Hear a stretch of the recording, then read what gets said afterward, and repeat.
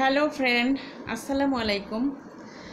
আমি বাংলাদেশের সাংবাদিক ভাইদের উদ্দেশ্যে এই ভিডিওটি আমার তৈরি করা।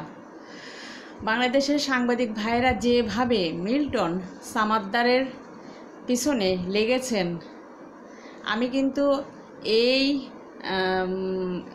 আইডিটাকে বা এই পেজটাকে দীর্ঘ ৬-৭ বছর হলে আমি দেখে আসছি।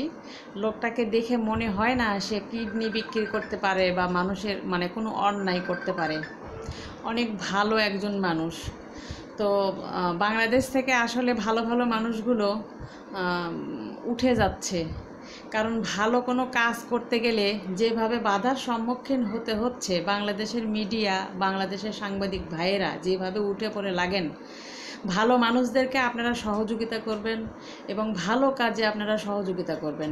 এই যে একটা মানুষের পিছনে উঠে পড়ে লেগেছেন যে সে কিডনি বিক্রি করে সে তার প্রতিষ্ঠান চালায়। একটা মানুষের এই প্রতিষ্ঠানটা হচ্ছে 10 বছর হলে চালাচ্ছে ওই ভদ্রলোক। আমি তার রক্তের সম্পর্ক কেউ না।